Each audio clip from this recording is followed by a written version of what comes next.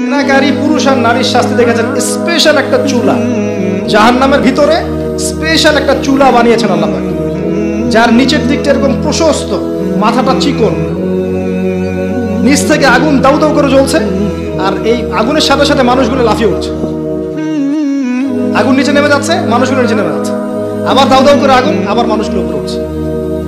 এটা ওদের শাস্তি দেখেছেন নবী সাল্লাল্লাহু আলাইহি ওয়াসাল্লাম, যারা এই উম্মতের জেনা এবং ব্যভিচারে লিপ্ত আছে। আর আপনাকে আমি বলে রাখি, শুধু সেক্সুয়াল সম্পর্কটাই জেনা না, বরং ওই যে আপনি কথা বলছেন, ওই যে কফি খাচ্ছেন, হাতে স্পর্শ করছেন, চুল ধরছেন, জড়িয়ে ধরছেন, প্রেমপত্র লিখছেন, সবই জেনা টোটালি। এই প্রতিটা কাজ স্ত্রীর সাথে করলে প্রত্যেকটা কাজের বিনিময়ে নেকি পাবেন। আর এই প্রতিটা কাজ আপনি ওর সাথে করলে আপনি প্রত্যেকটা কাজের বিনিময়ে জাহান্নামের দিকে যাচ্ছেন।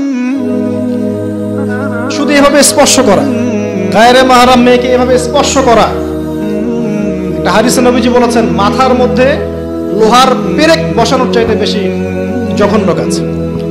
মানে একবার করে স্পর্শ করার শাস্তি হচ্ছে মাথায় আল্লাহ পাক লোহার পেরেক বসাবে। আর বিবাহিত, এটা তো বললাম অবিবাহিত জেনারেশন, যাদের মধ্যে আবেগটা বেশি থাকে। আর যারা বিবাহিত দেখবেন ওদের মধ্যেও বিভিন্ন সিরিয়াল দিয়ে, সিনেমা দিয়ে, মুভি দিয়ে, নাটক দিয়ে পরকীয়ার দিকে উস্কানো হচ্ছে। মনে হচ্ছে পরকীয়া একটা স্বাভাবিক বিষয়।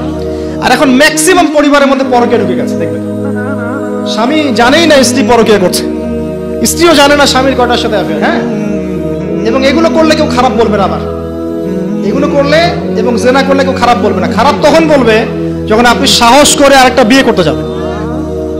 এটা দুনিয়া। এখন আপনি সাহস করে বৈধ একটা বিয়ে করলে মানুষ আপনার দিকে বাঁকা চোখে তাকাবে, চরিত্র খারাপ মনে হয়।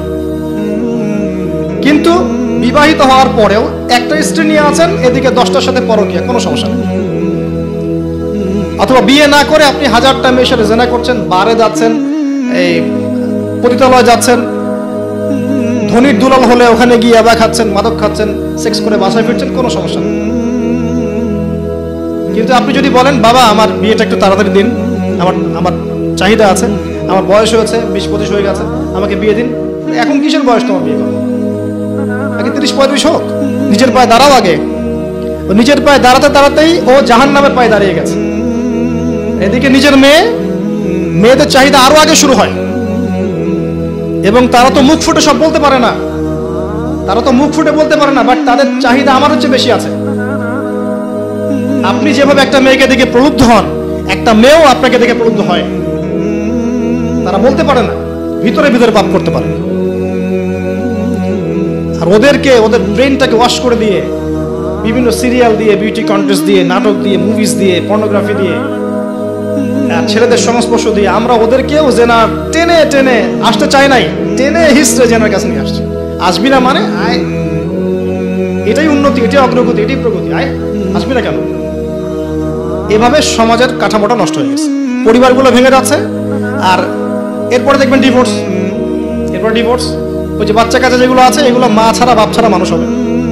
আর যখন একটা পরিবারের সন্তানরা আদর, ভালোবাসা, মহব্বতের পরিবেশ পাবে না, এরা বড় হয়ে জঙ্গি হবে, এরা বড় হয়ে সন্ত্রাসী হবে, ওরা বিক্ষিপ্ত মাথার হয়ে উঠবে, মানসিকভাবে একদম টোটালি ফেড আপ।